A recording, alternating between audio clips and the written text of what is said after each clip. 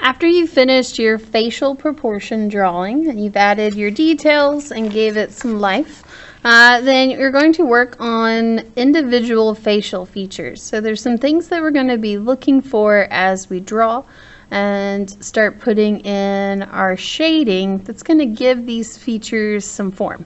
So we're going to look at the actual eye first and look at some of its details that are there. So we're going to look a little bit closer at it than maybe we ever have before. So the overall eye, when we're looking at it, has several parts. And so when we're drawing a facial features to scale into proportion, we are looking at drawing those things as clear as we can. So first, noting the overall eye shape. Every one of them is going to be different. So we have to use our observational skills then to kind of look at it and decide, how's that shape going to look? What does the overall shape need to be? So looking at contour lines first and then moving forward. So those overall shapes that are there. Do really light lines because again, we're going to take those and change them. Look at drawing it to scale and bringing that measurement over so that you can alter and change things as needed. Once you have the overall shape, then we'll be able to go in and put value. So always remember that don't put value in until you know that the shape is correct.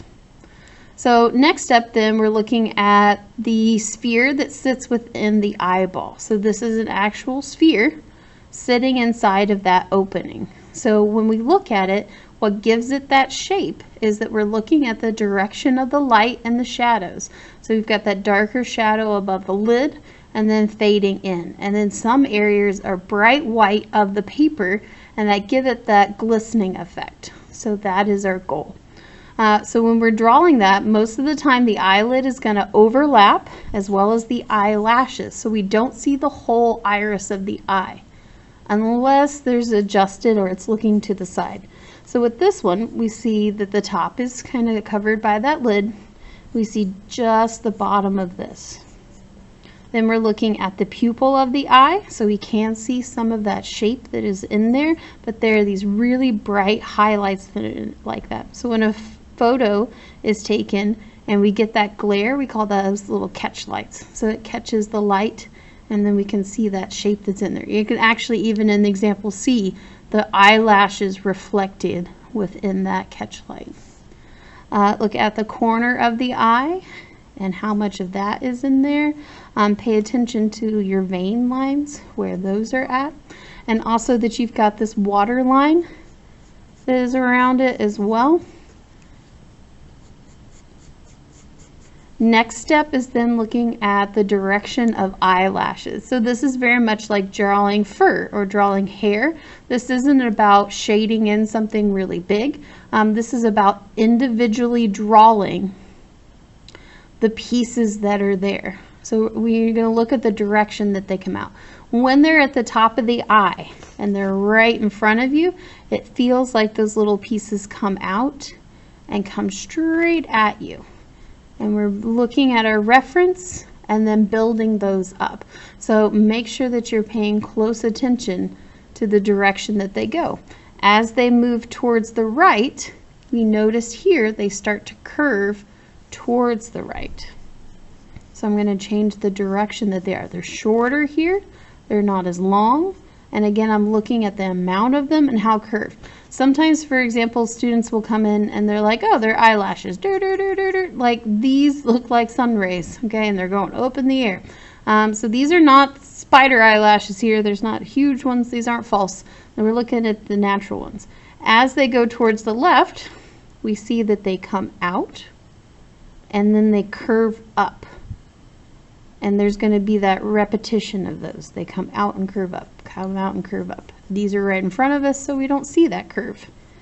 And that's how we get that kind of flare, because these are a little bit longer.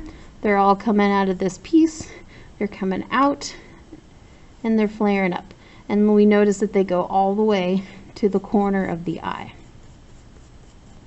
So you're going to continue to build those up, moving your way across. All right, our goal is then to draw those in as best as we can, filling them in as we go, and then taking some time to go in and put some shading into them. Look at the striation and the lines that are in the iris, and they do radiate. There are darks and lights that are in here, so this is your reference, and you're looking at putting those into there. Same thing goes with the bottom lashes. You're coming in there, looking and paying a close attention to how they curve as they go up, where they group, and how those pieces come out. Second step is the nose. So we're going to do the same thing, looking at where does this enter and exit the picture. Where is the bottom of the nose?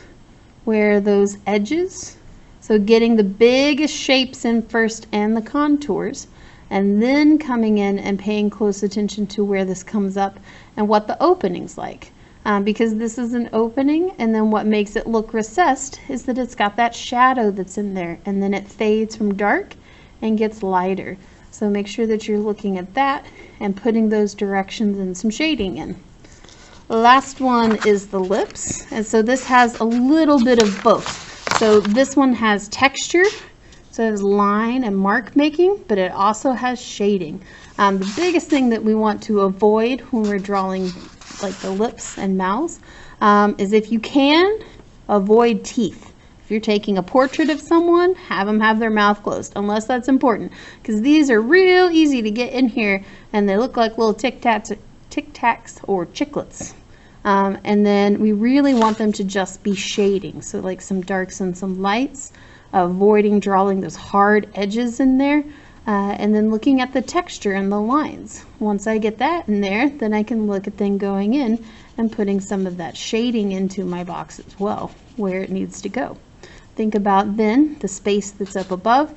Think about highlights. Anything that comes out from the face is going to be brighter and lighter, because the light hits that first and then creates those recessed areas that are shadows.